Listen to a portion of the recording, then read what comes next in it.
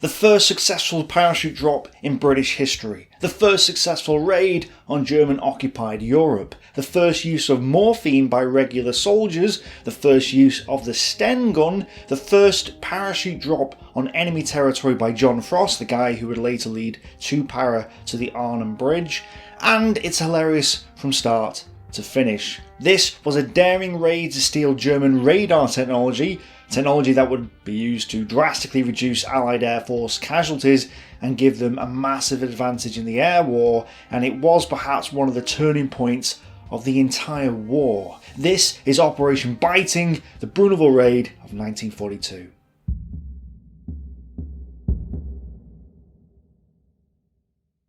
Britain began radar research in 1935, hoping to both detect and destroy enemy bombers using new death ray technology. And while radar death rays never became a thing, Robert Watson Watt, Arnold Wilkins, and surprisingly, work carried out by the Post Office led to the creation of Radio Detection Finding, RDF, which would detect aircraft. RDF would eventually become known as Radio Detection and Ranging, which is where the acronym radar came from. Radar would later lose its capital letters to become radar, although this wouldn't happen until 1943, but for the sake of clarity, I'm just going to refer to RDF as radar throughout this video. By the time Britain went to war, it had a string of radar stations throughout southern and eastern England and the east coast of Scotland, known as Chain Home.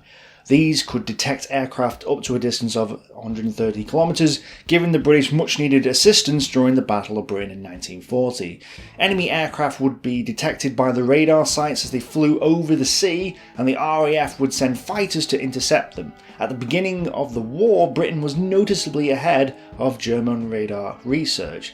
In 1940, at Birmingham University, John Randall and Harry Boot created the cavity magnetron, a small device that allowed the British to develop radar in ultra-high frequencies and therefore could detect smaller objects without the need for big, bulky equipment. The cavity magnetron was the single most important invention in the history of radar. This remarkable piece of apparatus was given as a free gift to the USA, along with several other inventions as part of the inducement to enter the war on the side of the British. But Germany was making progress in the world of radar too. Both sides were trying to create smaller and smaller equipment that worked at shorter wavelengths, and the person given the responsibility of finding out what the Germans were up to in the world of radar was civilian scientist Dr. Reginald Victor Jones. It was fortunate that the nation had such a man as Jones working in this sphere at this time, for he had a remarkable ability to predict what logical developments could be achieved by the enemy, even before they had become a reality. Jones predicted, and was right, that the Germans were developing radar detection systems. Work was slowed, however, because the scientists and engineers working on these systems belonged to commercial companies who worked in isolation. They didn't pool their knowledge because they were working as rivals. Nonetheless, the Germans developed Freya, an early warning radar system with a range of 160 kilometers. Goering heard about Freya, which had been developed for the Kriegsmarine, and ordered a bunch of these systems for his Luftwaffe. In 1940, the British suspected that the Germans were using radar, but didn't have any ideas what it was, or how it was used, and how effective it was. All they really knew was that it was called Freya. Dr. Jones needed a working system so he could answer these questions, and thanks to observations from the destroyer HMS Delight, it was suspected that a German radar station existed on the Cherbourg Peninsula in France. Aerial photographs later confirmed this to be the case on the 22nd of June 1941. 2 days later, Dr. Jones's assistant, Derek Gerard, took a radio receiver down to the south coast and detected Freya transmissions. This confirmed to the British that the Germans definitely had radar and were using it. Later, another form of radar called Wurzburg was also detected.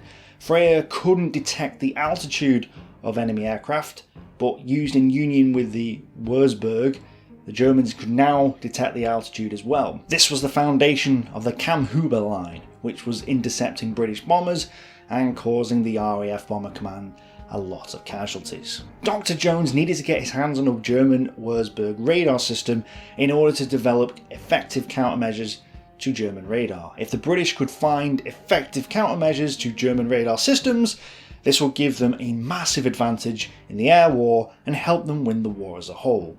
But where would they find one? Dr. Jones calculated that a Wurzburg radar would have a range of about 40 kilometres, which meant that there must be one station every 80 kilometres along the French coast. He narrowed down the likely sites, and on the 15th of November, the RAF Photo Reconnaissance Unit took pictures of the coastline north of Le Havre in France. Photograph O2Y was studied in great detail as it contained a Freya station located close to the cliffs. Dr. Jones's other assistant, Dr. Frank, discovered a small black object in the photo, no bigger than a pinprick on the actual photo itself, with a path leading to it. 2 more flights on the 4th and 5th of December 1941 confirmed the existence of what was quite clearly a Wurzburg radar installation. Jones was overjoyed when he received the photographs, for they confirmed the existence of Wurzburg in the form that he had expected. Its antenna was a parabolic dish with a diameter of around 3 meters. Its equipment appeared to be housed in a small shed located at the base of the aerial.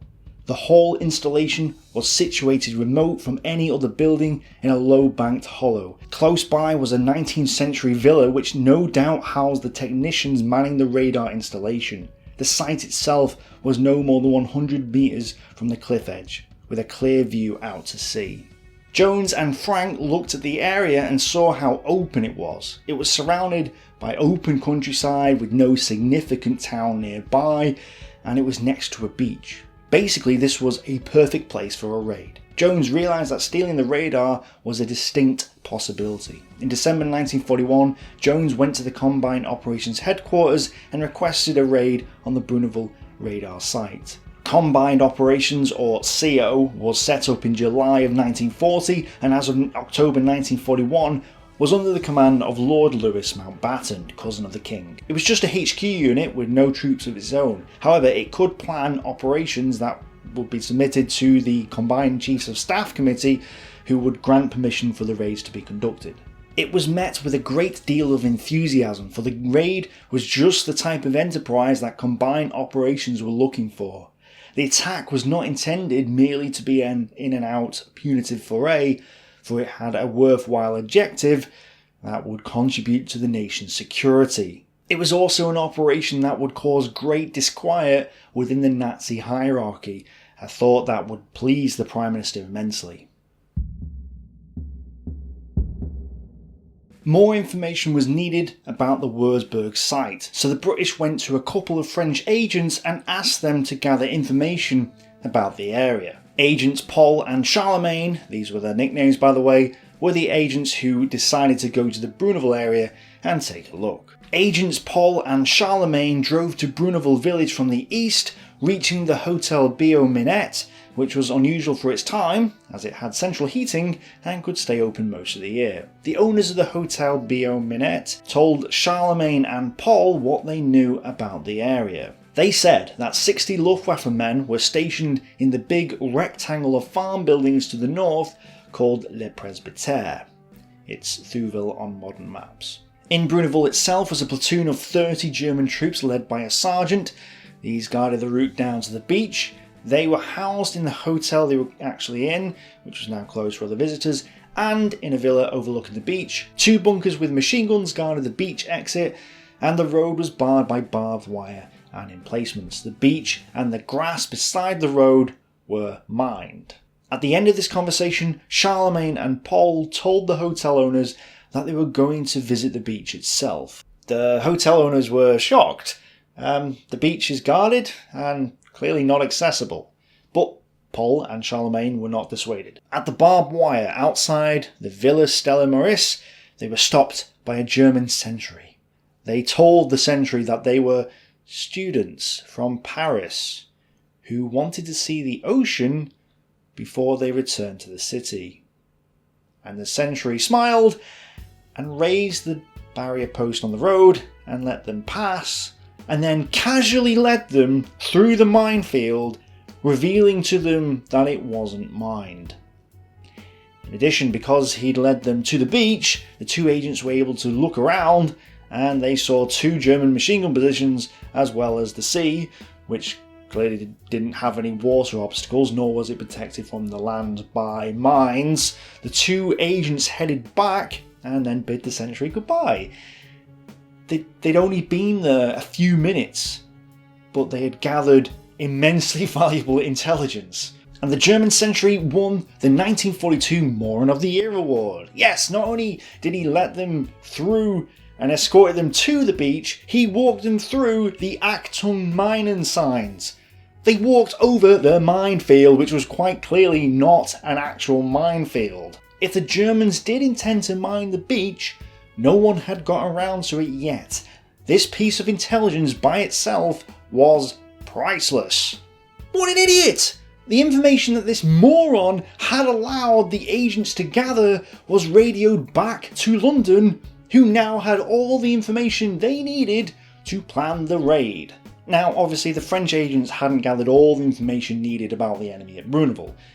They had identified 2 bunkers overlooking the beach, but there were others. Photo reconnaissance sorties over the area show that there was a line of 3 emplacements guarding the road, and these were linked by trenches. 2 more weapons pits were located along the cliff between the Wurzburg and the Freya positions, and the Germans had units in the area, which we'll get to shortly. But even so, the British now had massive amounts of information about their enemy. Frost reflected that rarely had men been given so much information about the enemy they were coming up against. The strength, the billets, the weapons, and even the names of some of the Germans were known. Guarding the 45-mile stretch of coast from the Havre north-east to Sotteville-sur-Mer was Lieutenant General Stever's 336th Infantry Division.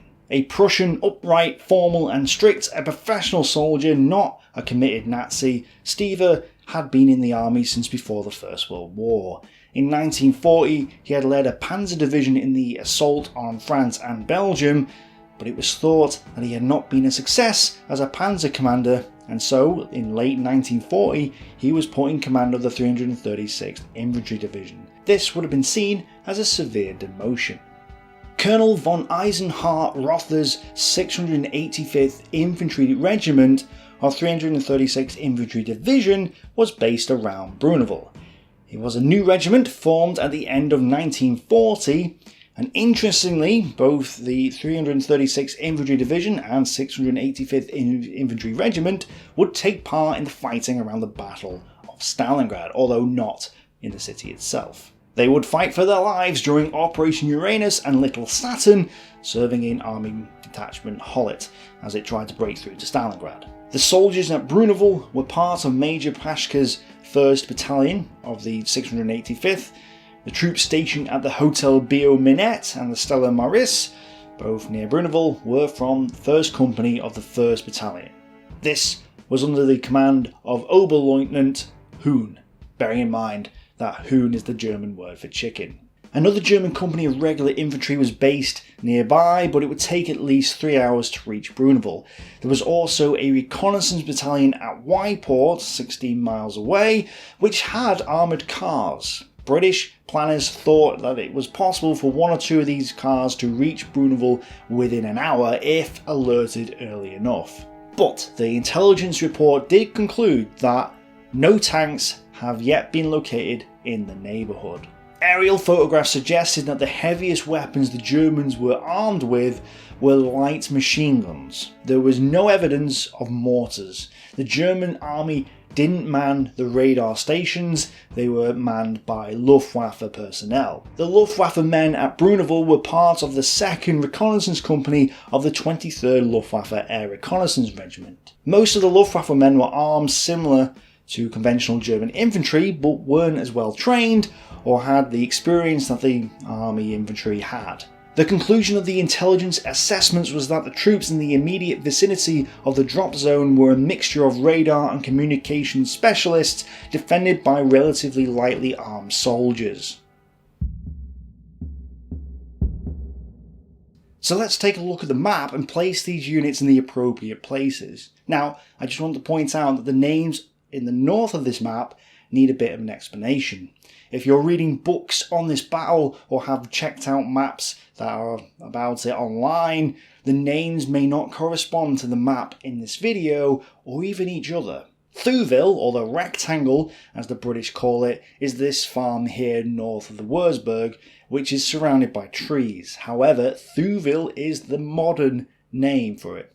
At the time it was called Le Presbytère, but the sources are confused on this, and if the sources refer to German troops at Le Presbytère, it could mean either at Thouville or the small village to the east. And then we get to the village of Le Poterie, bearing in mind that this entire area is also known as Cap d'Antifa Le Poterie, meaning that when the sources refer to La Poterie, they could also be referring to the entire area. Confusing! Anyway, let's place the units. The headquarters of 1st Battalion of the 685th Infantry Regiment was 7 miles by road from Bruneval. Miles away. But Hoon's 1st Company was located at La Poterie village and had troops at the Hotel Beauminette and the Stella Maris. The portion of 1st Company at La Poterie, approximately 70 men, did not have transport. Although it's worth noting that this is contradicted by other sources that say one platoon did have transport, which was then spotted in the middle of the battle. At the farmhouse of Le Presbytère, or the Rectangle, was the 60 Luftwaffe men led by a sergeant. At the Wurzburg radar at Bruneval, a sergeant named Gerhard Wenzel commanded the 9 men there, who were based at the Villa Gosset. Gerhard Wenzel was of no relation to the Wenzel who had attacked Fort Ebenemel in 1940. It's worth noting for now that the British assumed that these men at the Villa Gosset were specialist Luftwaffe engineers since they were so close to the radar. Down by the beach, the Stella Maris Villa and the road itself were surrounded by 10-foot deep barbed wire. The garrison of Stella Maris Villa consisted of a platoon of 30 men under the command of a sergeant. 5 of these men slept in the villa, which had become a guard post manned 24 hours a day. Above and behind the Stella Maris were a bunch of machine gun positions and pillboxes facing out to sea. This area was known as Beach Fort by the British. There were more machine gun positions along the road heading inland and more pillboxes which were under construction. There was a single powerful pillbox position on the shoulder of the cliff opposite the Stella Maris, which had a commanding view of the beach and the valley inland. This was nicknamed the Redoubt by the British. Half a mile up the coast at Cap d'Antifa, the lighthouse, another 30 operators manned the Freya radar station. The men working on the 2 radar stations were kept apart as much as possible and were forbidden to discuss their work. So the Wurzburg operators had no idea what the Freya team was up to and vice versa. But both radar sites were linked by telephone to the Coastal Defence Centre at Octeville-sur-Mer, just outside Le Havre. In essence, there were machine gun nests, which would be a problem, and there were more powerful Wehrmacht units spread across the countryside, which could hammer the British powers if they delayed in their evacuation. The raid therefore had to be short, sharp and sweet if the British were to get out alive. While the obvious method of attack was by sea, there was the option to use Britain's airborne forces. British airborne forces were looking to redeem themselves after their disastrous first operation in Italy in February of 1941, when 11th SAS Battalion parachuted to destroy the aqueduct near Calais. This first raid resulted in all but 1 paratrooper being captured, and it didn't really have an impact on the Italians at all, so not a good result overall. The idea at Bruneval was to use the paratroopers in the raid because they would descend from the sky swiftly and silently, giving them the element of surprise. And then they would be evacuated by sea after they'd done the deed. Mountbatten agreed, as did the Chiefs of Staff. Here's a super quick history of the early British parachute units. In September of 1941, Gale's 1st Parachute Brigade was established. 11th SAS Battalion, which had taken part in the raid on Calais, became 1st Battalion of Gale's 1st Parachute Brigade. 2nd and 3rd Battalions were raised from Army volunteers, and on the 31st of October 1941, Major General Frederick Boyd Browning's 1st Airborne Division was created, with 1st Parachute Brigade under its command. Browning and Gale were told on the 14th of January 1942 that one company of paratroopers with some sappers as support would be needed to carry out the raid.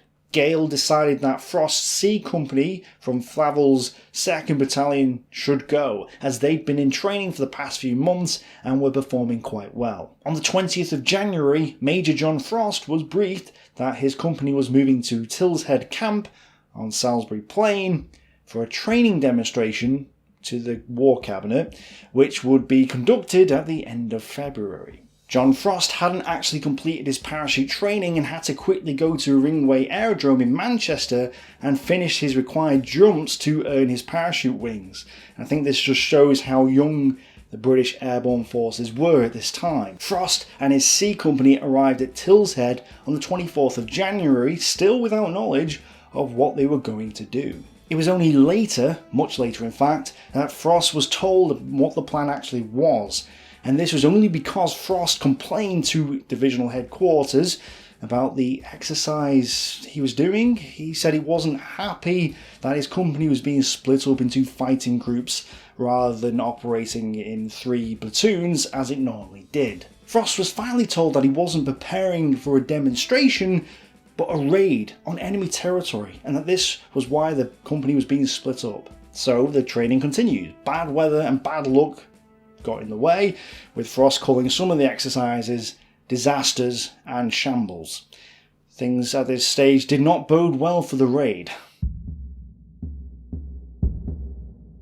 The Bruneval operation was under overall command of the Commander-in-Chief Portsmouth, Admiral Sir William Bubbles James. Admiral James had acquired his unusual nickname from his having sat as a child model for the painting Bubbles, created by his grandfather, the celebrated artist John Milius. The painting, now in the Lady Lever Art Gallery in Liverpool, was to gain worldwide acclaim through its use in an advertisement for Pears soap. Yes, Bubbles. So Bubbles was in charge of the operation, and Frost's C Company would be the raiding party. Frost would have 120 men in total for the mission, and they were split up into groups, with each group given a code name. Each group was then split into sections, with each section given a specific task. Group Nelson was commanded by 2nd Lieutenant Ewan Jr. Charteris and had 40 men. It was split into 4 sections, 2nd Lieutenant Charteris' 3 light sections and Captain John Ross's heavy section. Captain John Ross was Major Frost's second in command, so I'm not sure why Charteris was given command of Nelson Group, but he was. Charteris' 3 light sections were commanded by Sergeants Lum, Grieve and Tasker. The second group of paratroopers, which didn't actually have a name for some reason, was split into 3 parties. The first party was Lieutenant Peter Naumoff's Drake Party. The second party was called Hardy, commanded by Major John Frost himself, and the third party was Lieutenant Peter Young's Jellicoe Party. The final group was Lieutenant John Timothy's Rodney Group, which was actually just one party of 40 men. And Royal Engineers were distributed to each group to help them complete their individual tasks. Fun fact, prior to the war, Lieutenant John Timothy had been a Marks & Spencer Assistant Store Manager and would go on to return to the company after the war. In the meantime, he would be the first British parachutist to be awarded American jump wings, becoming a liaison officer with the American Airborne. He also commanded our company of 1st Para at Arnhem, where he was taken prisoner. Frost's C Company would be flown in by 12 aircraft from Wing Commander Percy Charles Pickard's No. 51st Squadron Bomber Command. Pickard was well known to the British public from his appearance in the propaganda film Target for Tonight, in which he was shown flying the Wellington bomber F for Freddy on an operational sortie over Germany. As for the Navy, the guy in charge of the evacuation of the paratroopers was Commander F.N. Cook of the Royal Australian Navy. Landing craft would pick up the paras but didn't have enough power to get themselves back to Britain, so motor gunboats would tow the landing craft back to Britain. To steal the radar equipment, Lieutenant Dennis Vernon of the Air Troop Royal Engineers was given the task of getting RAF Flight Sergeant Charles Cox to the radar equipment to determine which part would be the most valuable. Flight Sergeant Cox was a technician at the Chain Home Radar Station at Hartland Point in North Devon with a good working knowledge of RDF. He was regarded as being one of the best radar mechanics in Britain. Cox and Vernon, with 2 other sappers, were to photograph the Wurzburg, dismantle it, and then remove as many key parts as possible. They only had 30 minutes to complete this task, otherwise they risked being overwhelmed. The other engineers needed to be trained on the rudiments of radar so they could steal something useful should Vernon and Cox be incapacitated during the raid. Another scientist, Donald Priest, came from the telecommunications research establishment at Swanage. Priest had extensive knowledge of RDF technology and was the leading expert on British radar. He was therefore thought so valuable that he was on one of the landing craft with 2 men specifically tasked to protect him. He had the code name Noah and was only allowed to land and help dismantle the Wurzburg if Frost confirmed that the entire area was secure. Under no circumstances was he to fall into enemy hands, so if Frost's men couldn't secure the area, he wasn't allowed off the boat. So yes, Bubbles, Picard, Cook, Cox, Boy, and of course, Hoon the chicken. Oh, and the name thing gets worse. Wait until we get to Private Donald Sutherland. Yeah. As this was to be the first raid of the newly formed airborne division, the men were acting as guinea pigs for all sorts of new ideas and gadgets, like morphine. Normally only medical officers would administer morphine, but these couldn't come on the mission because there wasn't enough space on the aircraft. So 1 in 10 of the men were given special medical training, including administering morphine. The medical officers of the airborne division realised they were setting a precedent and waited with great interest to see how it would work out. The raiding party were also given new radio transmitting beacons called Rebecca, and the landing craft were given a matching receiver, Eureka. These, operated by signallers who dropped with the Rodney group, would guide the landing craft to the correct beach. Inside the landing craft, 4 black-faced Welsh commandos apparently were armed with Bren guns to give supporting fire to the parachutists when the evacuation was on. The raid also provided the chance to trial a new method of labelling the containers of equipment dropped by parachute. A light attached to each container was set off when it was thrown out the aircraft, so it could be quickly identified in the dark. Containers with arms and weapons had red lights, containers carrying signals equipment had green lights, containers with equipment for the engineers had purple lights. 3 specially constructed trolleys would be parachuted in with the function of carrying down the cliff to the beach any electronic equipment seized. The containers holding the trolleys had orange lights. The paras had rifles, new Sten guns, pistols, a few Bren guns, and hand grenades. Frost described the Sten gun as bloody awful, a most inaccurate and unreliable weapon. I would recommend the Forgotten Weapons video on the Sten gun for more information, but basically it was cheap to manufacture, which is exactly what Britain needed since she was already bankrupt at this point, but was also prone to jamming. The engineers will be armed with cameras, Mark IV anti-tank mines, a new Polish mine detector, and burglars' tools like crowbars to open the radar set. Each group was given a number 38 radio operated by signallers intended to coordinate the land battle. 2 number 18 sets would be used to signal the Navy during the operation, but the Paras didn't have all new equipment. The RAF number 51st Squadron had Armstrong Whitworth Whitley bombers, which were the oldest of the 3 bombers in service in the RAF when the war broke out. They were obsolete by this point, but were chosen as a temporary transport for this airborne operation. In order to provide an exit for the paratroopers from the aircraft, a large circular hole was cut into the floor. The problem was that if the paras didn't exit correctly, they would smash their head on the sides of the hole, and this was known as the Whitley Kiss. And the cramped space and poor engine and aircraft stability meant that the men had to sit on the floor with their backs against the walls and their equipment placed in specific positions. If they didn't do this, the pilot would most likely lose control of the aircraft, resulting in a crash. The men were actually warned in the official instructions to sit in their appropriate positions, otherwise they would crash. Top end British military equipment. The objectives of Operation Biting were to steal the radar equipment and capture some prisoners if there were officers or radio technical personnel available. They didn't have enough room for other sorts of prisoners, so they were told not to bring any others back. Biting's start date would be determined by weather and moonlight conditions, and was set for the 24th of February. If weather prevented the raid that night, there would be only 2 more nights in which to launch the attack, the 25th and the 26th. If these dates were missed, the mission would be postponed for at least a month until conditions were right again. And of course, the Paras weren't to linger too long, otherwise the landing craft would get stuck on the beach as the tide went out. And there was another reason not to linger too long. The essence of the operation was speed and surprise. The force of 120 men would not be able to hold out for long against a determined counterattack mounted by German reinforcements. The Paras were no match for tanks or mortar attacks. They had to get in, get the equipment, and then get out.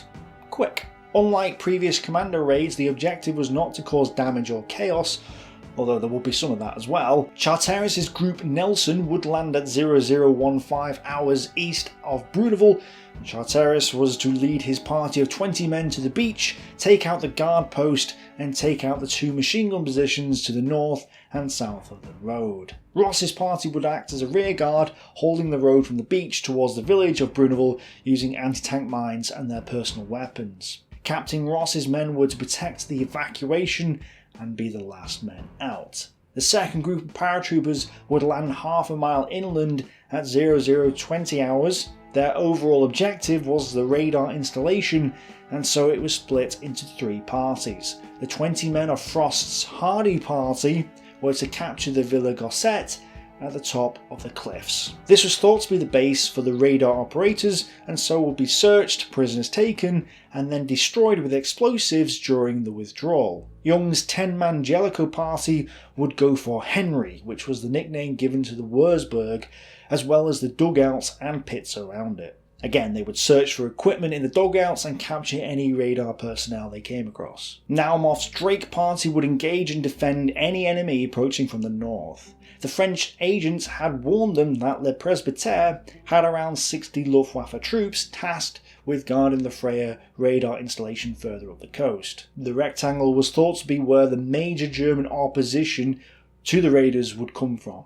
The rectangle definitely had machine gun positions, but it was unknown to the British if it was armed with mortars. Drake party was to engage the rectangle and keep the Germans there occupied while the Wurzburg was dismantled. The 40 men of Lieutenant Timothy's Rodney group were to be dropped 5 minutes after the others at 0025 hours. They would form up to protect the eastern side of the operation by holding off attacks from La Poterie and from the Bruneval Road.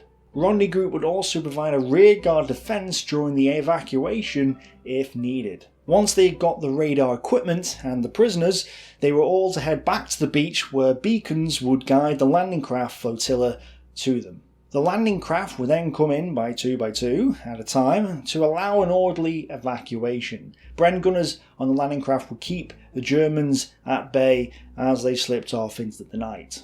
So, to summarise, Frost's men had to parachute in, regroup on target, steal some radar, and embark on ships. At least, this was the plan. Let's see how the British get on. There were only 3 nights in which conditions needed for the raid, a full moon with a high tide, were ideal. The nights of Tuesday 24th to Thursday 26th of February. The men checked their weapons and packed their equipment on the morning of the 24th of February. But because weather conditions had to be just right for a parachute drop, the stormy weather on Tuesday 24th caused the operation to be postponed. On the Wednesday, they did the same, checked their weapons and packed their equipment. Then again, in the afternoon, postponement due to strong winds called the operation off. On Thursday, 26th of February, the last day that the operation could begin, the men checked their weapons and packed their equipment once more. Rumour spread about that the postponement would come again and that it would mean the mission would be postponed for at least a month until good conditions were suitable once more. The men were convinced that the divisional commanders would do anything to avoid this, and so would probably take the risk and launch the raid even if the weather was less than perfect. This meant that they would probably be jumping in dangerous conditions. But again, in the afternoon, the raid was postponed. And that was it. The opportunity was missed. The mission was cancelled. Just kidding. On Friday the 27th of February, even though Major Frost and his men thought they would be ordered to stand down, a message arrived from Airborne Headquarters saying they decided to extend the window of opportunity by one more night. The wind had died down and the men were instructed to get ready. In Portsmouth, Commander Cook and Admiral James, Bubbles, were aboard the HMS Victory in its dry dock. In Nelson's own cabin, Cook and James reviewed everything: the weather, the temperature, the air pressure, the forecast, the tidal conditions, everything. James was hesitant, thinking that the tide would go out too soon, which would beach the landing craft. But Cook had a trump card up his sleeve. Well, it was a postcard. He had found a pre-war picture postcard of the beach at Bruneval showing a lady bather in summertime standing near the sea. From this it was possible to see that the beach on which the embarkation was to take place was less steep than they had imagined, and so the change in tidal conditions would be less critical. As a result, James was persuaded that the raid should definitely go ahead.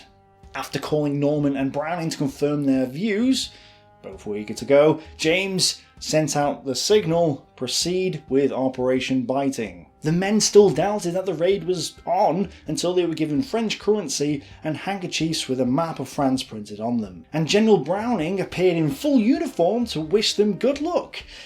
There was now no doubt in their minds that they were indeed going. Frost had a last meal before the raid with officers from the Glider Regiment who didn't know what C Company was about to do, such was the secrecy of the raid. C Company were offered tea and sandwiches as they stood outside their aircraft at Thruxton Airfield. Some blackened their faces and teeth so they would be harder to spot at night.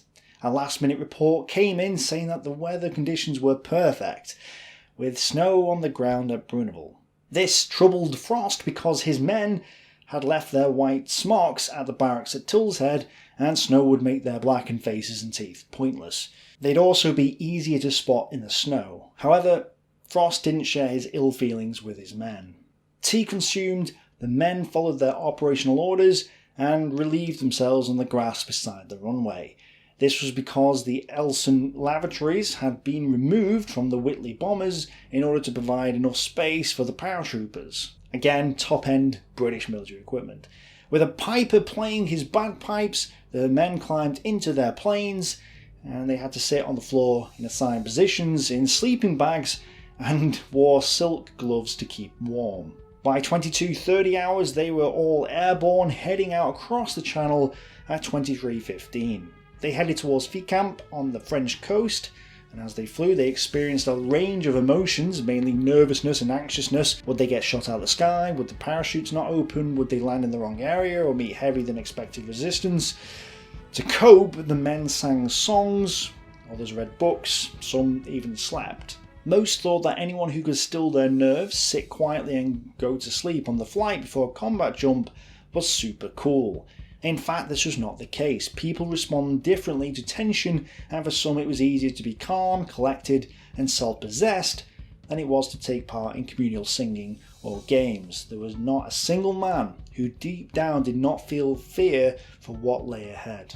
Frost wrote about the 10 men in his aircraft. Spirits were high, indeed I can describe them as terrific. Corporal Stewart was known as the company gambler and had won a few games recently. Winning another game on board his aircraft, he told the others that if he was killed, anyone who found his wallet would be a very lucky man indeed. Lieutenant Charteris discovered that the man next to him in his aircraft was 1 day older than he was, and they would both be celebrating their 21st birthday in a few days' time. They swore they would get through this mission and celebrate together. After just short of 2 hours, the Whitleys approached the French coast. The men were told to prepare for action. The hole in the base of the aircraft was opened, filling the planes with freezing air from outside. Each man connected the static line of his parachute to the cable that ran along the fuselage. Every man checked that the line of the man next to him was fully secured. The men nearest to the hole could look out and see the calm sea below. But that calm would soon disappear. Anti-aircraft gunners opened up and hit the Whitleys as they flew over the ships at Wyport. Frost was one of the unlucky men near the holes in the floor of the aircraft to watch the tracers coming up towards them. The pilots started taking evasive action, which had the danger that they would go off course and scatter their powers all over the countryside. This is what happened on D-Day 2.5 years later, but this time they could see the French cliffs and the Cap d'Antifa lighthouse, the only one on this stretch of coast, and the pilots therefore got their bearings. The Wurzburg operators who had been watching the Whitleys on their equipment grew more alarmed. They saw that the British bombers were coming towards them. They were the target for a bombing run. The sirens rang out and the men dove for cover in the dugouts. But it wasn't the bombs that they had to actually worry about. The green light was sounded and the powers dropped. At 00:15 hours, Lieutenant Charteris jumped from the very first aircraft, which was flown by Wing Commander Picard. It was a perfect drop, and he and the other 19 men of Nelson Party gathered their containers and equipment. Charteris had landed with 2 sticks of men. One stick was commanded by Sergeant Lum, the other by Sergeant Grieve. And this was when Charteris realised something was wrong. Surveying the landscape, the horrible truth dawned upon him. They'd landed in the wrong place. Worse, Charteris couldn't tell where he was, or even which direction the correct beach was. They were lost. However, the next wave of Whitleys passed overhead, allowing Charteris to gauge which way north was. He still couldn't tell if he dropped too soon or too late, and therefore still didn't know which direction to go. But he reasoned that they dropped too early, and therefore headed in what he hoped was the right direction. Charteris led one stick, Sergeant Lum's, in a rough diamond shape as they jogged off to the north. Sergeant Grieve followed behind Charteris as they both headed towards Bruneval. Meanwhile, the German sergeant in charge of the platoon at the Hotel Bio Minette witnessed paratroopers dropping to the ground. He checked the time, as he called his company headquarters at Le Poterie, and it was precisely 00:15 hours. Company commander Oberleutnant Hoon was alerted, and by sheer coincidence his company had been out on exercise with 30 men having just returned to base. Hoon immediately ordered these men to head towards Le Presbytère to reinforce the Luftwaffe troops there. This was not good for the British raiding party. They had anticipated that it would take at least 2 hours for any troops from Le Poterie to arrive on the scene, but the first platoon were on their way within minutes of the first para landing. Hoon also ordered the sergeant of the Bio Minette to alert the guard at Stella Maris. Corporal Schmidt answered the telephone at the Stella Maris. It was company headquarters on the line telling him that parachutists had dropped in the area. Corporal Schmidt woke his sergeant, who in turn ordered his men to get up and ready, handing out hand grenades to his men. He then chastised them for being too slow to get up. The sergeant at Stella Maris was ordered to take the section of his men and man the machine gun positions above the villa on the other side of the cliff. Thanks to Hoon's quick response, the Germans were rallying far more quickly than the British had hoped for. 5 minutes after Charteris, Frost and his party landed right in the middle of their drop zone. Frost landed softly in the snow, got up, and immediately did the one thing he'd been dying to do since he'd drunk tea a couple of hours earlier: urinate on German-occupied Europe. Rodney Group, commanded by Lieutenant Timothy, jumped 4 minutes after Frost and his men. The first 4 men of the 3rd aircraft jumped successfully, albeit in the wrong place, but the 6th man to jump got his foot caught in the static lines of the men who had already jumped. He was suspended beneath the aircraft head first, with 3/4 of his body out of the Whitley. The others dragged him back into the aircraft, and the pilot turned about to run the gauntlet of flak again. The remaining men jumped, including the man who'd been suspended on the first attempt. It was the one jumping mishap that night, and it only delayed the forming up of the men who had reached the correct DZ by about 5 minutes. Rodney team organised themselves and took up positions behind the main assault party to defend the rear of Frost's men from counterattack from the batterie. As Frost was joined by more and more paratroopers, it appeared that the only action happening was the guns firing from the Freya radar site, who were aiming up at the aircraft. There is a bit of a discrepancy in the source material here, and we'll discuss that later, but it appears as though Frost now discovered that CHARTERIS and 20 men of Nelson Group hadn't arrived. Not willing to delay for too long, Frost ordered Ross to wait a few more minutes for CHARTERIS to turn up, and then, with or without him, Ross was to head towards the beach. With that, Frost and the rest of the men moved out towards their objectives. Equipment gathered, Frost and Lieutenant Young set off towards the villa and radar site with Hardy and Jellicoe groups. In less than 10 minutes, they gone 600 yards and reached the Villa Gossette. There was no sign of German alarm. Frost ordered his men to fan out, and the villa and the Wurzburg was surrounded. The door to Villa Gossette was wide open, which was unexpected. A great debate had happened before the mission discussing the various methods the powers would use to open the door. That all went out the window as Frost simply strolled up to the open door. As casual was this stroll, he almost forgot to blow his whistle to indicate the start of the attack, but just as he was about to walk in, he remembered and blew his whistle. Frost and 6 men charged into the ground floor through the open door. Frost fired 8 rounds from his pistol. Another group of men burst in through windows on the other side of the house. They threw grenades into each of the 4 rooms of the ground floor, but each room was completely empty. The paratroopers charged up the stairs, yelling at the top of their voices in English, "Surrender," and the German "Handy Hock." They burst into a room on the first floor where a single German soldier with a rifle was looking out the windows towards the Wurzburg.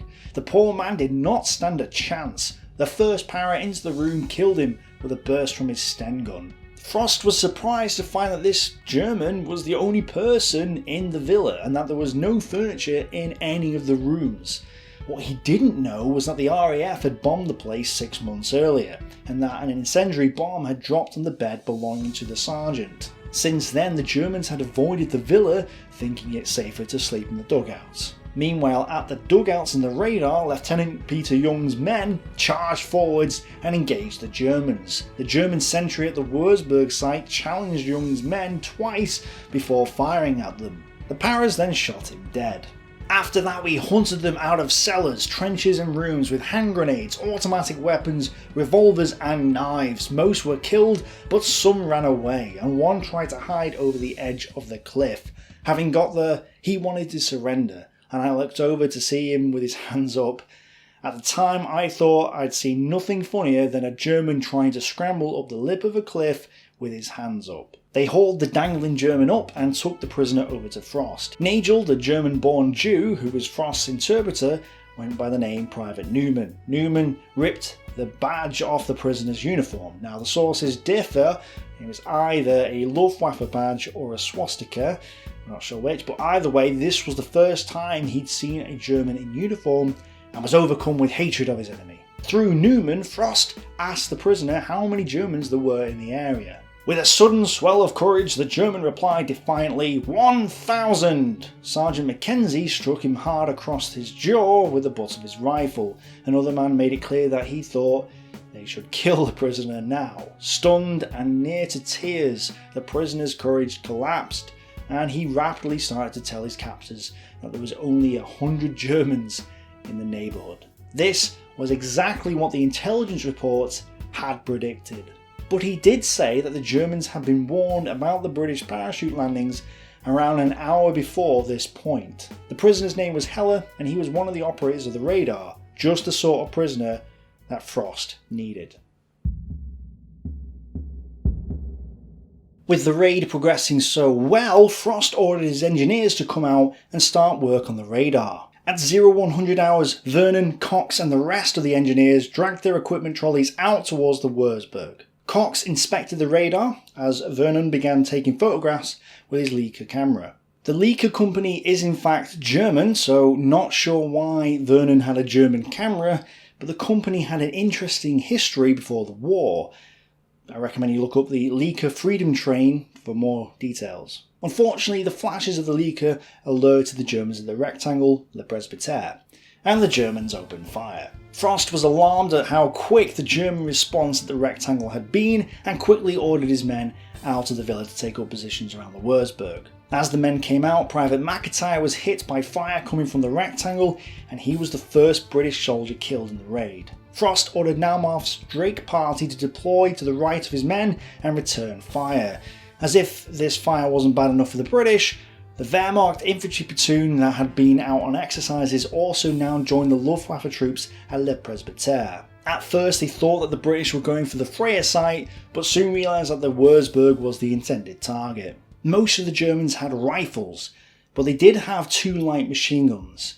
These Germans were just 400 yards away and could see the British clearly under the moonlight and against the snow. As the bullets flew around them, Vernon and Cox continued to work on the radar, with sapper Stan Halliwell hesitating before cutting the radio cable with his hacksaw. Had the power supply been turned off?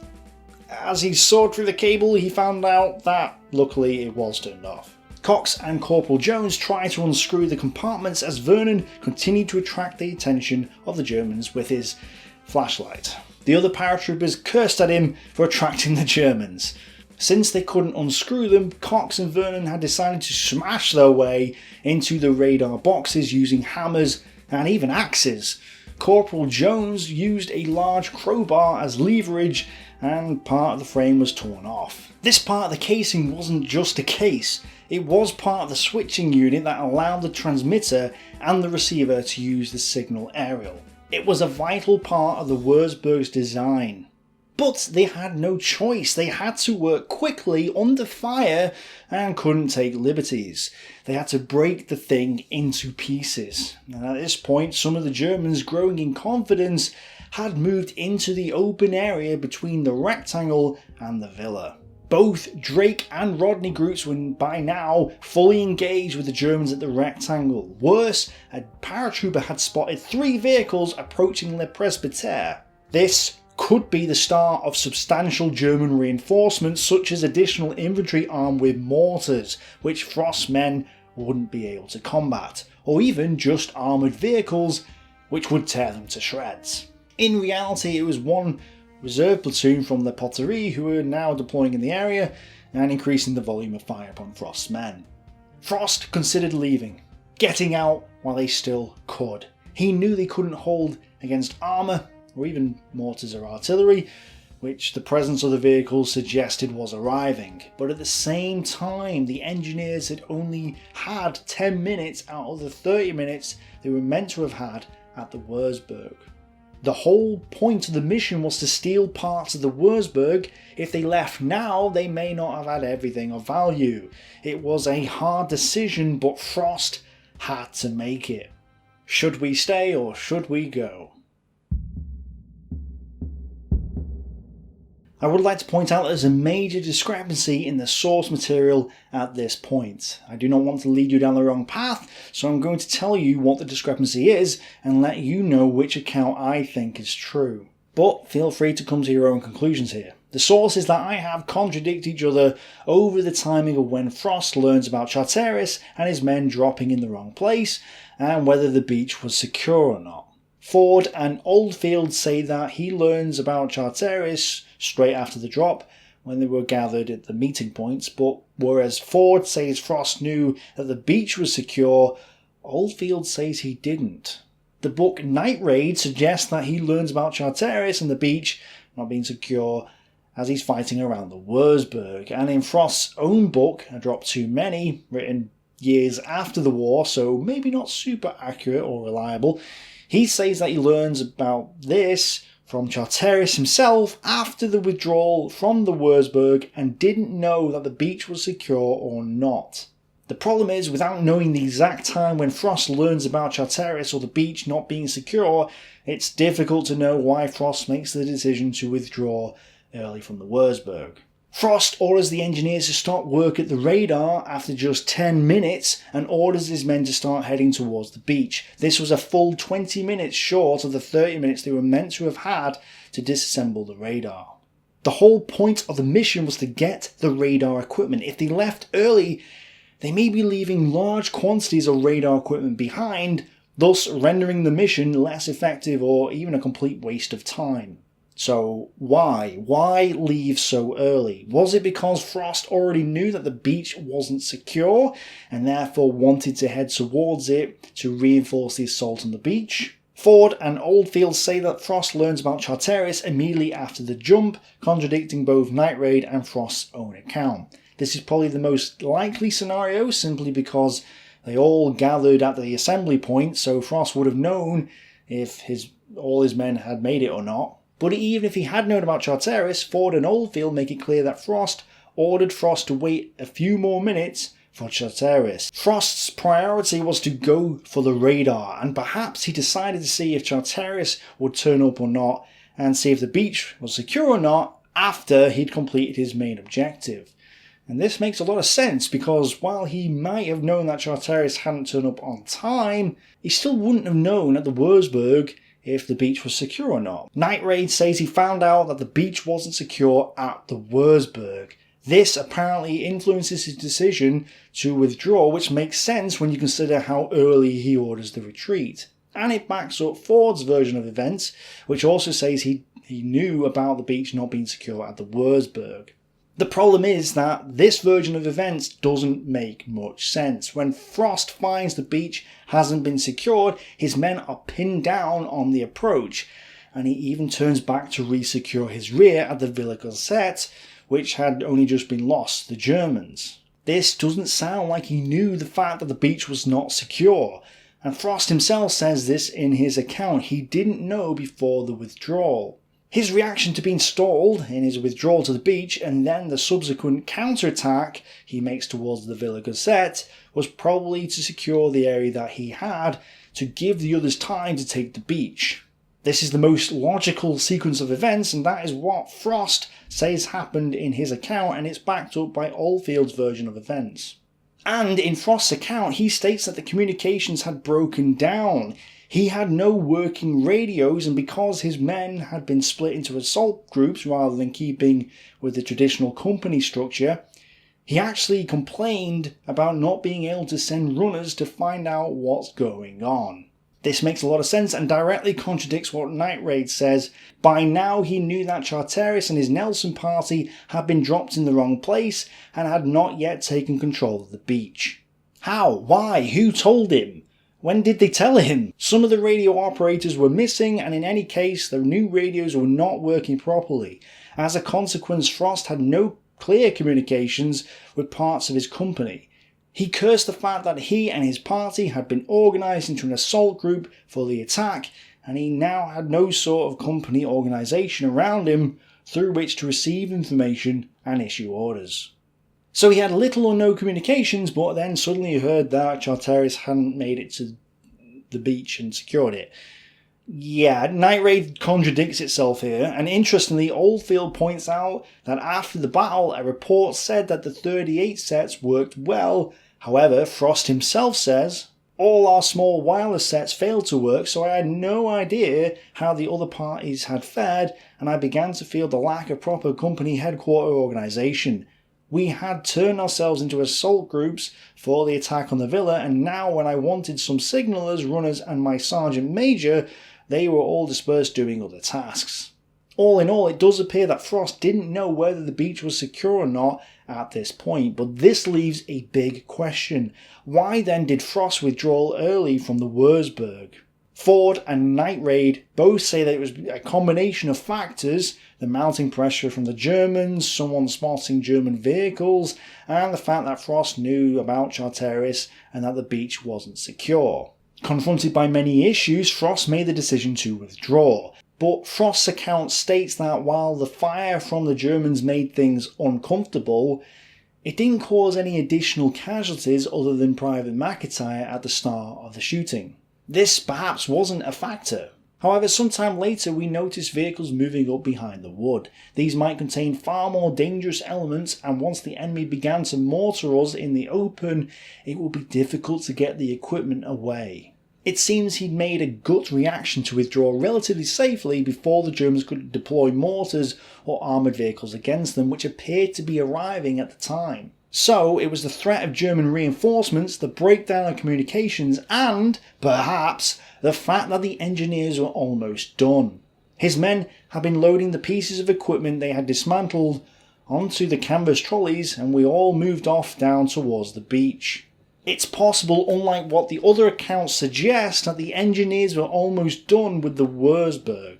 If this is the case, then why linger around at the radar site? They may as well get going towards the beach and evacuation point rather than risk getting hit by mortars and armoured vehicles. It's hard to say, but I think this is the most logical conclusion here. So, without knowing whether the beach was secured and fearing the impending mortar or armoured attacks, Frost makes the decision to withdraw early but safely, even if they didn't have all portions of the radar equipment. It's a hard decision, and we'll see how good or bad this decision was at the end of the video. But knowing what you know now, what would you do in Frost's position? Would you withdraw? Let us know in the comments below.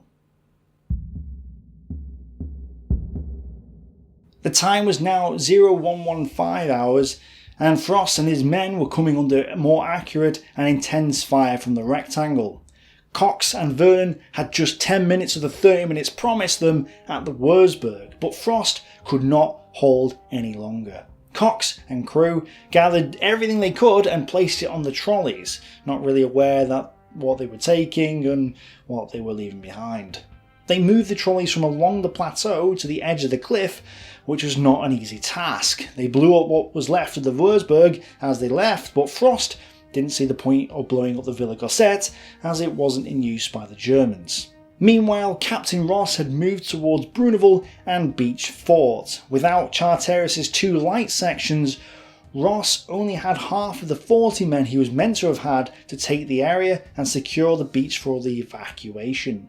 In the original plan, Nelson would have been split up to take out the different positions, but now that Ross had half as many men as he needed for the assault, he had no choice but to split the men he did have into 3 groups and take a stab at the mission regardless. Sergeant Tasker's group would strike the casements on the northern cliff, Sergeant Sharp's men would move down the slope towards the wire on the beach, and Ross with a small group would try and clear the enemy in the defensive positions above Stella Maris. By 0030 hours, the men of the Stella Maris were in position and waiting to see what would happen next. Only Corporal Schmidt, the telephone orderly, had been left behind to keep in touch with the company and battalion headquarters in order to relay for any further messages that came through. Ross's men moved forwards. As Tasker's men moved to the north to take the Redout area, Ross's heavy section, with Sergeant Sharp, 2 signallers, 2 sappers, 2 Bren gunners and a runner, moved towards the beach road. The German sergeant at the Stella Maris saw Sharp and his men moving across the hill on the far side of the road. He fired a flare up into the sky, lighting up the entire area with white light. If they were Germans, they would have fired a different coloured flare in response, and since that didn't happen, the sergeant fired his automatic pistol across the valley towards the moving figures. This provoked a response from Sharp's men, who fired back at the old villa.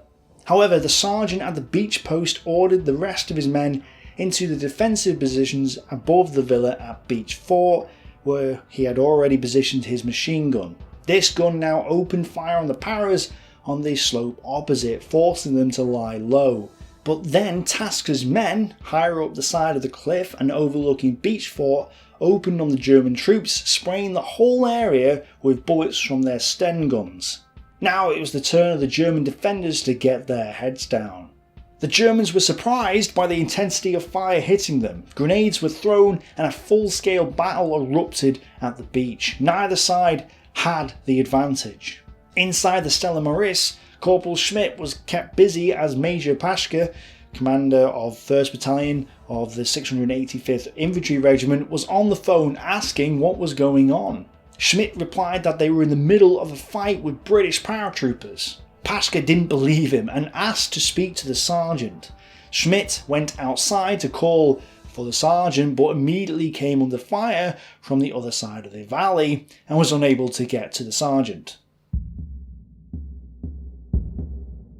The Royal Navy's landing craft flotilla had assembled just off the coast at 0025 hours, waiting for the signal from the Paris to pick them up. The lighthouse at Cap d'Antifa came on suddenly, which confirmed to the navigators that they were in exactly the right place. However, what they didn't realise was that the lighthouse had been started to assist the large German ships approaching their position. A mile further out to sea, 2 German destroyers and 2 E-boats, torpedo motor boats, were spotted by the British. Cook ordered the vehicles to cut their engines and keep quiet.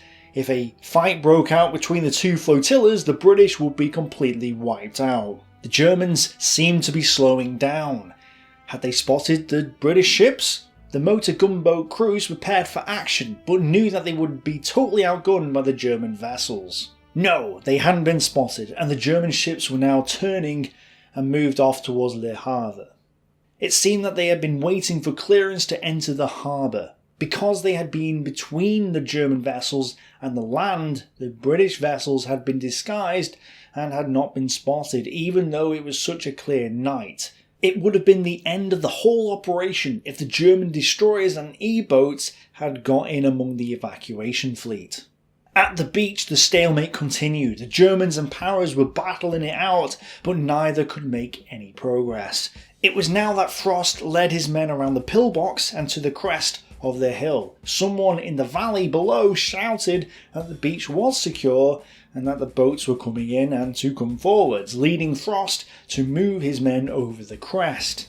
Interestingly, none of the sources say who shouted this, but it wasn't true. Perhaps it was a German? A machine gunner that had been pinning down the other units now turned his attention to the Paris coming from the north. The piece of radar equipment in Cox's hand was hit by a bullet, but luckily neither he nor the equipment was seriously damaged. However, Sergeant Major Strachan, who had been 5 yards behind Frost, was hit by 7 bullets, 3 of which hit him in the stomach. Frost turned back and pulled Strachan behind the pillbox. Morphine was injected, and Frost could now hear Rost in the valley somewhere shouting, "Don't come down, the beach has not been secured yet." Frost now realised that the other 2 Nelson sticks mustn't have turned up, and this meant that Ross had not been able to secure the beach and evacuation point. Frost therefore ordered Young to take a mixed section of 10 men from Drake, Hardy and Jellicoe down to reinforce Ross. In the meantime, he ordered everyone else to take cover and wait for now. It was then that a runner from Rodney told him that the Germans had reoccupied the villa and were advancing towards him from the rear. Frost, wanting to secure his position, had no choice but to order some of his men to turn about and head back to the Villa Gossette. Frost took a few Paras, including Lieutenant Vernon, and charged towards Villa Gossette with Rodney Group. Surprised by this sudden assault, the Germans fled back to the rectangle. These were probably Luftwaffe soldiers, which is why they didn't put up much of a fight. However, despite this limited success, Frost was in a bad position. His forces were surrounded on enemy territory, and his only route of evacuation was blocked. If something didn't happen now, it would only be a matter of time before his small force was overwhelmed. The beach had to be secured. Charteris and his 19 men from Nelson had in the meantime been jogging north and had spotted the lighthouse in the distance. They were relieved, knowing they were heading in the right direction. Unfortunately, due to confusion and haste, Greaves' men became separated from Charteris' men shortly after leaving their drop zone. At this point, Charteris intended to move south of Bruneval and go towards the beach. However, the Germans at Hotel B or Minette had heard the battle raging near the cliff top, and without orders and in the confusion of the night, the sergeant sent out small patrols to recon the area around Bruneval and report what was going on. It so happened that one of the patrols went south in the direction of Charteris and his men. As Charteris' men crossed the north-south road leading to Bruneval, they came under fire from the Hotel Bio Minette. Sergeant Sutherland was hit in the shoulder and was unable to keep up. He therefore went into hiding. Charteris was about to move his men west through a wooded area directly towards the beach. Moving quickly through the woods on either side of the steep little valleys, it was dark and confusing, and the German patrol became split. One man, separated from the rest, saw the familiar sight of soldiers moving through the woods and fell in behind them, trailing them for some minutes. The German called out to them, and the British realised that he wasn't one of their own. They began to scramble as the German also realised his mistake and screamed. Charteris, near the rear of the group, turned and pulled out his revolver, but in his haste forgot to release the safety catch and couldn't fire.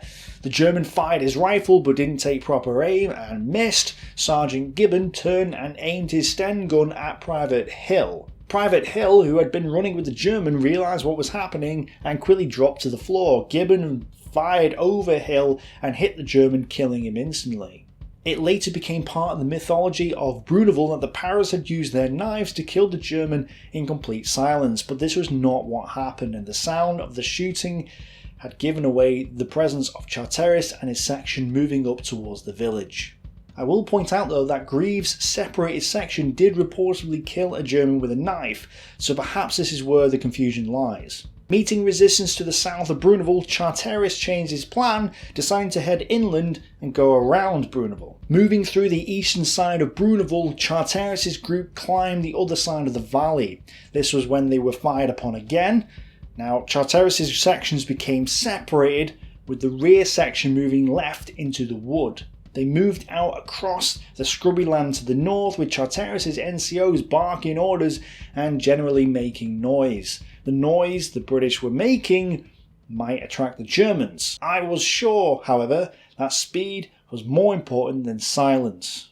Sergeant Grieve, on the other hand, had reached around the western side of Bruneval and had crossed back south of the main east-west road. After a quick pause to catch their breath, they then turned towards the beach. Ross was joined by Nalmouth's section at the bottom of the slope, with both sections now preparing for a combined rush on the German positions. As they were about to charge, Greaves' men let loose their war cry, Caber Fay, deer antlers, and assaulted the German defences from the southeast.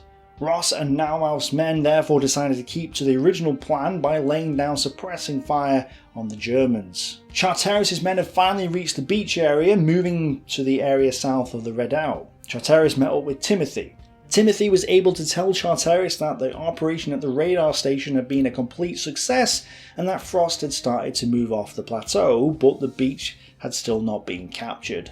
Then Charteris found Frost, who told him that his men were mainly armed with Sten guns, which didn't have the range to engage the Germans defending the beach. He therefore ordered Charteris to take the beach now. Charteris only had 3 men with him now, Sergeant Gibbons, Corporal Lowland and Corporal Hill. Exhausted from their long jog, Charteris took Hill's rifle and gave him his Colt pistol. It was now 0200 hours. Mixed with several men from other sections, Charteris led his men to the edge of the cliff beside the Stella Maris, and then Charteris lobbed grenades into the balcony. He charged. As the grenades exploded, Charteris and some of the men moved across the road. More grenades were lobbed into the basement. Luckily, with the grenades going off and effective fire coming from Tasker's squad, the Germans kept their heads down. Charteris was the first to reach the villa and threw more grenades into the building. Corporal Schmidt was still on the telephone to Major Paschke when the grenades blew up around him. Major Paschke got angry, demanding to know what all the noise was about, and Corporal Schmidt told him it was British grenades going off around him. Major Paschke told the man he must withdraw and then put the phone down. Not able to get out, Schmidt withdrew into the inner room and turned the lights out. Unable to find the front door, Charteris went around the back of the building and charged into the open door with Sergeant Grieve behind him. Charteris shouted "Handy Hock" and "Come here" into the darkness. Schmidt could see the 2 Paras stood in the room, lit up by the passageway behind them, but realised they could not see him. I wondered whether I should fire, but could not bring myself to shoot into a man's body at a range of a few yards. I therefore surrendered. He threw up his hands and came forwards out of the shadows to surrender. In the heat of the moment, with everything going on, Charteris may have reacted by killing him, but luckily for Corporal Schmidt, Charteris decided to disarm him. Clearing the rest of the house, Charteris paused for breath. Seconds later, Captain Ross appeared from the road below. Ross and his men took this opportunity to press forward into the German defensive positions at Beach Fort, along with Sergeant Greaves' men. Attacked from two sides, one German pillbox was grenaded, wounding one German and killing another. Corporal Stewart, the gambler who was also in Greaves' section, was hit in the head during this fight. Turning to Corporal Freeman, he said, "I've had it, here's my wallet." The wallet was packed with a week's worth of takings from all the gambling. Freeman happily took the wallet and then turned to examine Stewart. After checking him over, Freeman informed Stewart that he'd only been grazed. Stewart replied, "Give us my bloody wallet back then." Meanwhile, the German sergeant decided it was time to flee to the south with the remainder of his men. It was now 0225 hours, a little late, but Beach Fort was finally in British hands. Interestingly, while the sources conclude that the taking of the Stella Maris and Beach Fort was the turning point of the battle, they differ on who should take praise for the action. Most conclude that Charteris should take credit. Charteris' action in storming the Stella Maris had been the turning point of the night's action. The Germans had at last ceased firing and appeared to have fled up into the woods above the road. But, as Oldfield points out, Greaves manoeuvred into position south of the Stella Maris, and it was his determined rush, supported by elements of Ross's, Naumoff's and Young's sections, that overcame the beach defences. Either way though, with the beach now secure, the next problem was getting off of it, and it was now down to the Navy to pick them up. When Frost returned to the read-out pillbox, everything became quiet. He gave the order to move down to the beach, and Cox, Jones and the other sappers started dragging their trolleys down the slope. The trolleys were hard to move over the ice though, and kept slipping, so in the end they abandoned the trolleys and the tools they'd taken with them and simply carried the stolen radar equipment on their shoulders down to the beach. All at the beach, the sappers used their mine detectors to make sure that the Acton mine and signs weren't only for show. Cox and his men sat down under the cliff. Charteris ordered a Bren gunner to take up position where the German machine gun had been, gaining a commanding view of the entire area. He also positioned other men in the German slit trenches to guard the beach. At this point, Corporal Campbell appeared, saying he'd been sent by Sergeant Lum. Lum was now in the woods behind Bruneval under heavy fire from the Germans in the hotel. Charteris cursed, then ordered Campbell to go get Lum and his men back to the beach. Charteris also spent a moment looking out to sea, hoping desperately to see the landing craft appear. He realised that the situation was getting serious.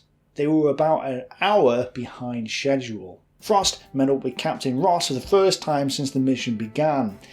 They had only one concern now: the Navy. There was now time to take stock. So far the objective had been achieved. We had very few casualties, we knew roughly where everyone was, we had given the enemy a good hammering, and so far they had produced no effective countermeasures. It was about 2:15 in the morning. All we wanted now was the Navy. The radio operator with them said he wasn't getting through to the Navy. Frost himself started signalling using his torch with a blue light. Still, he got no response. The sappers with the Eureka system started sending out the signal from the beacon out to sea, but again there was no response. By now it was 0230 and the Germans had had more than 2 hours to mobilise a force to counterattack the beach. A mile and a half out to sea, Cook wondered why he hadn't got a signal from the beach. At 0145 hours, the flotilla had tried to make contact with the Paras but had no luck. The lookouts strained to pick up the agreed signal from the Para commanding officer's blue torch or any other signs that the beach had been secured. Cook had no choice but to wait since he didn't know if the beach was secure. But how long should he wait? He had to be well away before daylight, and they were already an hour behind schedule. As a last measure, someone suggested to Frost that green flares should be fired from both ends of the beach. Frost agreed and the flares were fired, but still there was no response. Frost gathered his officers and ordered them to prepare a perimeter defence. Some had found a small fishing boat, and Frost ordered the radar equipment loaded onto it and the wounded, and it would be sent off to sea. It could carry 8 men and might make it back to England. As this meeting was happening, someone ran up and shouted, "Sir, the boats are coming in! The boats are here! God bless the ruddy navy, sir!" Cook had ordered the flotilla to move to about 300 yards off the beach, where they were to wait. At this distance, a lookout had seen the green flares in the haze, and so the landing craft had moved in. Instead of 2 by 2, all 6 boats came at once. The consequence was a free-for-all. The wounded, prisoners, radar equipment and Cox and the sappers got onto the first boat. They left, but then got stuck on the shingle. A naval lieutenant by the name of DJ Quick jumped into the sea and attached a line to another landing craft that was also pulling away. They managed to get the craft going and went off to sea. With that, Frost ordered a general withdrawal. As the men scrambled onto the boats, one German machine gunner opened fire on them from the cliffs. And German grenades fell onto the beach, causing more chaos. Luckily, none of the fire was accurate, and the Bren gunners on the landing craft fired back at the cliffs. Thinking that the Bren gunners were firing at his own men, because they weren't using tracers, Frost ordered them to cease fire. One Bren gunner remarked to Frost, "We thought you was a Jerry with a suicide wish, but we gave you the benefit of the doubt." In the circumstances, it was clearly impossible for Priest to land to examine the installation. Wading into the water to get the boats, the British pushed them off the shingle. One boat started off, only for its front ramps to randomly open up, and the sailors managed to close the ramps, but 3 feet of water was now in the boat. The Paras hastily bailed out the water with their helmets to get away. The smooth evacuation plan where the Paras were meant to make sure everyone was there also didn't happen. Frost was the last to embark on the final boat, and wading through the water he climbed on the boat and ordered the boat crew to wait while he shouted for anyone else still left on the beach. When there was no reply, the boat sailed off. It was 03:15 hours, exactly 3 hours after the raid had begun. Priest had been on the landing craft where the radar equipment was and started looking at the pieces. When they reached the motor gunboats, they had to transfer the equipment across from one ship to the other. Priest feared that they would drop the pieces into the sea and began to panic, but after a few minutes everything was loaded successfully and he could relax again. When Frost reached the motor gunboats, he was told that 2 signallers had made contact with the naval flotilla. They had been in the group with Sergeant Lum, in pursuit of whom Charteris had sent Corporal Campbell when the Battle of the Stella Maris was over. But pinned down by heavy fire, they had been unable to get to the beach while the landing craft were there. They arrived on the beach as the last vessels were pulling away and sent a message pleading with the Navy to come back and get them. Frost wanted to go back, but Cook forbid this, telling him about the 2 German destroyers and 2 E-boats, and said that for the safety of the whole party they had to get away quickly. Frost reluctantly accepted Cook's decision, but he hated the idea of leaving men behind. On the way back, Frost continued to worry about the men he left behind and blamed himself for not double checking before leaving. The reality was that in the circumstances this had just not been possible. It had been a case of every man for himself. It was almost inevitable that with the communication failures that had plagued the operation from the moment the Paras landed, combined with the wide dispersal of the force over the cliffs and woods, some men would miss the order to withdraw. But in the few hours of the Channel crossing, Frost grew more and more annoyed with himself. For a while he completely lost sight of the fact that the operation had been a success. When Frost got a message from Priest telling him that the radar equipment was good and would reveal everything the scientists wanted to know, Frost was relieved and became less disheartened. His mood was a lot better by the time he got back to England. The Germans reported that at 04:45 hours that the enemy attack was over. At 0600, a panzer unit arrived, these being the troops that the Paras had feared most.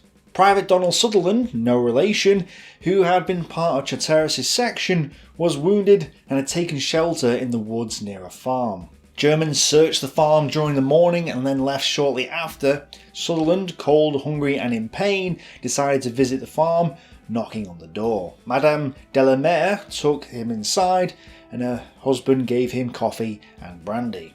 German soldiers came back and, realising he'd have to give up, he tore off his airborne wings, gave them to the family, who kept them for the rest of the war, and then surrendered. 3 paras had been left on the beach, all from Nelson Group. They had been pinned down in the woods near Bruneval and arrived on the beach a few minutes too late. Lance Corporal McCallum used his radio to signal that there were still men left behind. No one responded though. The 3 paras hid in a cave until the enemy had searched the area. When they ventured out, they met up with 2 more paras who'd been part of Lum's group. The 5 men realised that the Navy weren't coming back for them, so discussed what to do next. Deciding that a group of 5 men was too big to survive in German-occupied France, 2 headed off south to try and get to Vichy France. The other 3, including McCallum, headed south and found a cave. They were later discovered by a Luftwaffe patrol, who reluctantly handed them over to the German army after a heated argument with a patrol led by Oberleutnant Huhn. They were also escorted back to the Hotel Beaumenet and eventually to Berlin, where they were questioned by Luftwaffe officers. The Luftwaffe officers were surprised that, unlike the German Fallschirmjäger, the British paras were part of the army and not the RAF. The 2 other paras that had gone off towards Vichy France managed to travel south for several days. One French farmer reported their presence and a manhunt began. They eventually got to a bridge and attempted to cross the Cher River into the unoccupied zone. An alert German sentry questioned them, and while their papers were in order thanks to help from the French underground, the fact that they couldn't speak German or French gave them away, and so they were taken into custody along with a French couple who were helping them out. The French couple who weren't married were sent off to 3 concentration camps, having been moved around from one to another, although not together, but both would survive the war and would later marry. The 6 paras were eventually sent to a POW camp at Lambsdorff in Upper Silesia, Poland, and were later liberated by the Red Army in 1945. Privates McIntyre and Scott had been killed, their bodies left in France, 8 casualties were returned to England, 6 others were missing, presumed captured, and Browning claimed that the British had killed a minimum of 40 Germans. In reality, only 5 Germans were killed, 2 wounded, and 5 missing. 3 prisoners were taken by the paras, so the fate of the other 2 missing Germans is unknown. Perhaps the other 2 had taken the opportunity to escape from the service.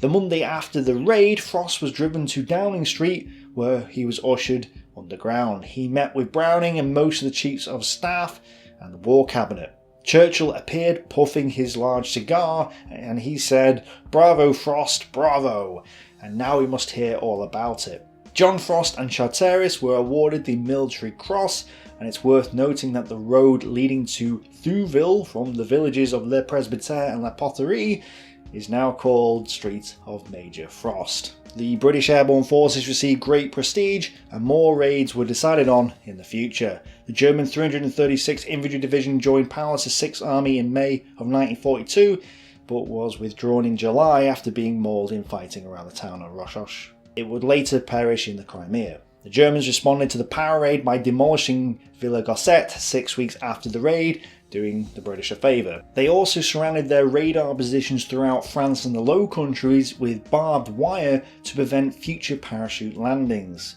What this did, though, was tell the RAF where their positions were, as it was easy to see on aerial photographs where the barbed wire had prevented livestock from eating the grass beneath it. Tall grass basically meant enemy positions. This allowed the British to spot several new Freya and Wurzburg sites they hadn't spotted before, and contributed in planning for other raids as well as D-Day. But while this was a nice surprise, this was nothing compared to what the British learnt from the stolen radar. The point of the raid was to steal German radar technology. After just 10 minutes at the Wurzburg, the paras had taken what they could, but would it be enough? Was Frost's decision to leave so early correct? Jones was absolutely delighted by what he found. Only one significant component had been left behind in France, and that was the display screen, probably the least important feature. Yes, Frost was correct. The thing is, his account hints that they were done at the Wurzburg after just 10 minutes, yet the other sources say he left early. Perhaps after hacking their way hastily into the Wurzburg, they actually did get everything they needed very quickly and therefore didn't leave early at all. Jones saw how better engineered the equipment was compared to British equipment. It was easier to remove faulty parts and replace them with working ones. Realising that many of the components he had already been replaced, Jones could actually work out the date of manufacture and figure out the name of every factory building parts of the Wurzburg. Not only that, he calculated how many parts were actually being produced, which was about 150 sets per month, although with spare parts it was probably more like 100 new sets.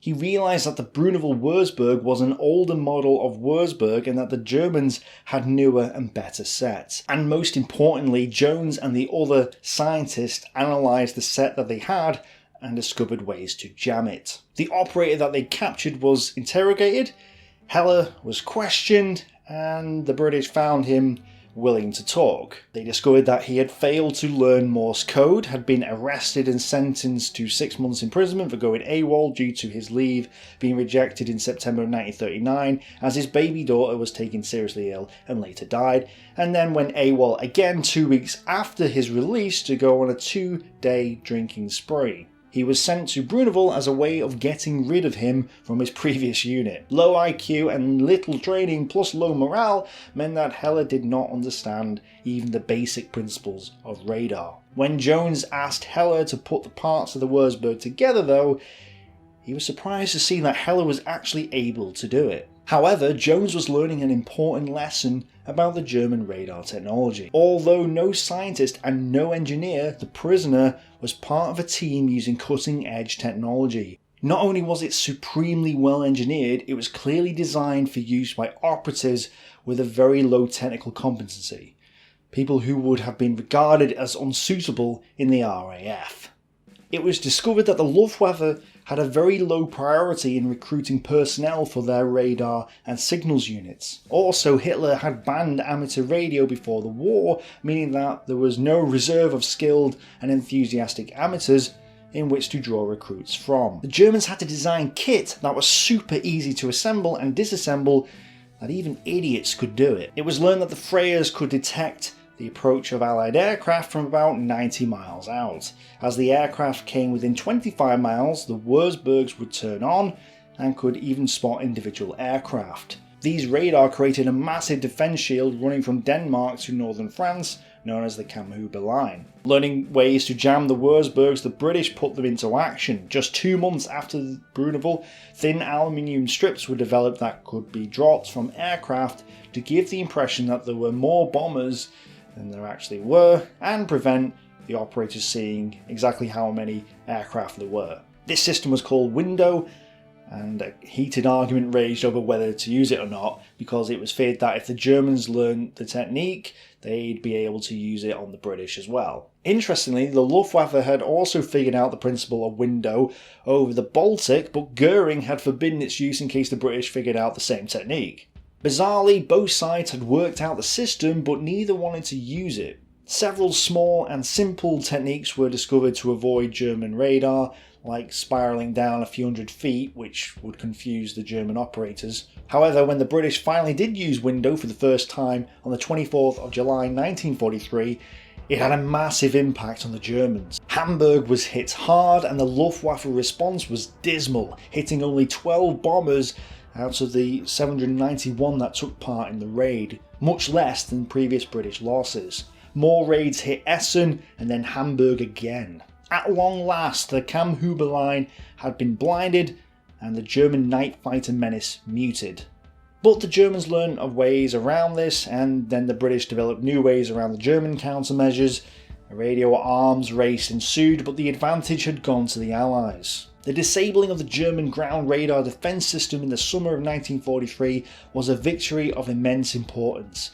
It was the air war equivalent to the victories at El Alamein and Stalingrad, and of the defeat of the U-boat menace in the Atlantic. Like these other victories, it did not bring about the immediate collapse of the enemy, but it was a turning point from which there was no going back, despite the development of countermeasures. The power raid at Bruneval had made a decisive contribution to the scientific war. This was the first successful British parachute operation of the war, the first successful raid on German-occupied Europe, and it was perhaps one of the turning points of the entire war. What do you think? The Bruneval Raid a major turning point, or not as crucial as Stalingrad and El Alamein? Let us know in the comments below. Thank you to my patrons. You guys not only helped me buy the books needed for this documentary, but also helped sort out some of the problems behind the scenes, like deciphering the sources and finding out where places actually were, because the sources were terrible. As I say every single time, you guys are awesome. And apart from my animated video on the raid and capture of Fort Ebenemmel by German Fallschirmjäger paratroopers, I'm going to recommend the video by Forgotten Weapons about British submachine guns, including the Sten gun. The speed and development and production of the Sten gun is just insane, and everybody knew it was rubbish, but once again, top-end British military equipment. Link on the screen and in the description below. Thanks for watching, bye for now.